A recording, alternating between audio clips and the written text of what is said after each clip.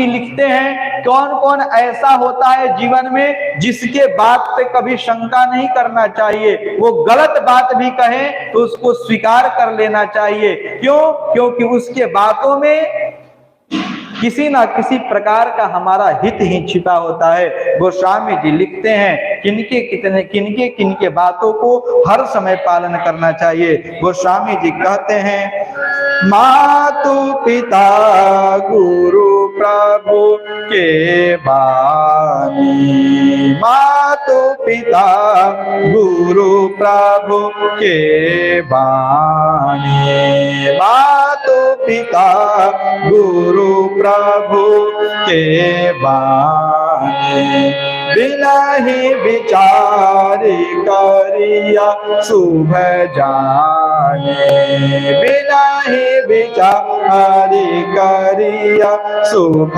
जाने, तुम सब भांति परम हितकारी, तुम सब भांति परम हितकारी, आज्ञा सिर पर नाथ तुम्हारे, आज्ञा सिर पर नाथ तुम्हारे, मातु पिता गुरु प्रभु के बाणी, मातु पिता गुरु प्रभु के बाणी, मातु पिता गुरु प्रभु के बाणी, बिना ही विचारी करिया शुभ जाने, बिना ही विचारी करिया शुभ जाने। शिव वाक्य है, शिव स्वयं कहते हैं, किनका किनका बात बिना विचारे किया जाए।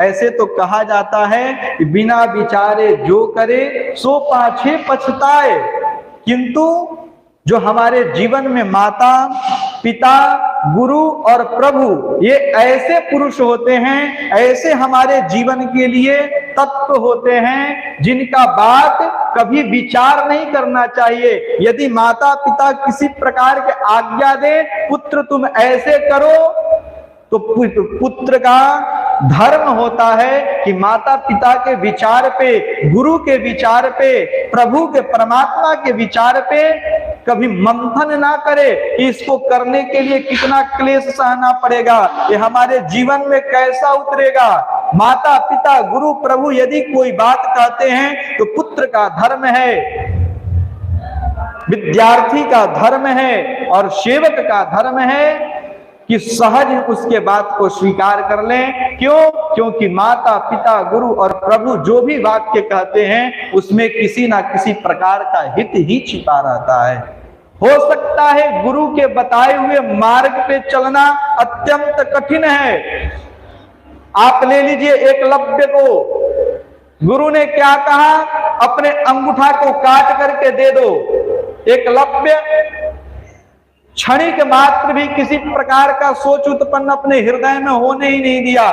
गुरु का आज्ञा है कि अपने अंगूठा को काट दो। एकलव्य ये नहीं सोचे कि मैं अंगूठा को काट दूंगा तो जीवन में फिर कभी शस्त्र ही नहीं चला पाऊंगा। गुरु का आज्ञा है कि अंगूठा मुझे दान करो। एकलव्य ने तुरंत अंगूठा को काट करके अपने गुरु के चरणों में।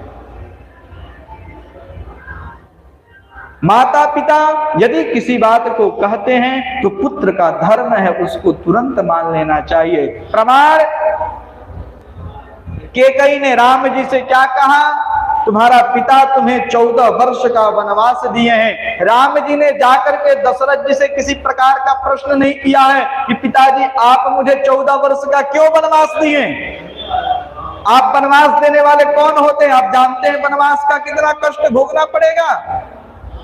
किसी प्रकार का प्रश्न राम जी जाकर के अपने पिता दशरथ जी से नहीं किए। उन्होंने क्या कहा कौशल्या जी से जाकर के कि माता का आज्ञा है माँ कि मैं 14 वर्ष के लिए वनवास जाऊं, और मुझे मालूम है कि वनवास माता मुझे दी है उसके पीछे कोई ना कोई मेरा हित का ही कारक है। मेरा हित ही होगा। और राम जी बिना विचार किए, बिना दशरथ जी से प्रश्न किए, राम जी 14 वर्ष का वनवास स्वीकार कर लिए।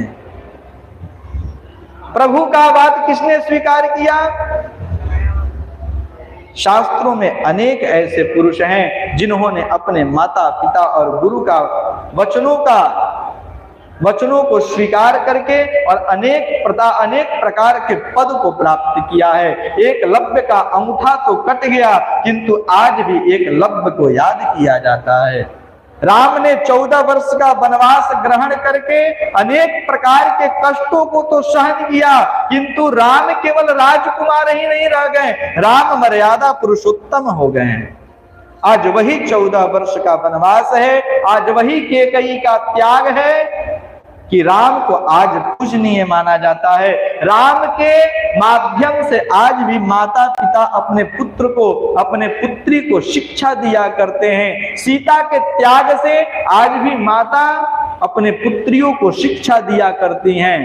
यदि राम उसी समय अपने माता से कहे होते, दशरथ जी से कहे होते कि मैं वनवास नहीं जाऊंगा, मैं इतना, मेरा कोमल शरीर है, मैं राजकुमार हूं, मुझे किस चीज की कमी है, मैं क्यों जाऊं वनवास, तो आज राम मर्यादा पुरुषोत्तम नहीं कहे जाते।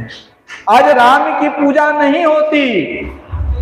आज कोई माता पिता राम का उदाहरण दे करके अपने बच्चों को नहीं समझाता। इसीलिए गोस्वामी जी कहते हैं कि शिव जी स्वयं राम जी से कहते हैं, मातु पिता गुरु प्रभु के बाड़ी, मातु पिता गुरु प्रभु के बाड़ी, मातु पिता गुरु प्रभु के बाड़ी, बिना ही विचार करिया शुभ जाने, बिना ही विचार करिया शुभ जाने, तुम समभाति परम हितकारी, तुम समभाति परम हितकारी, आज्ञा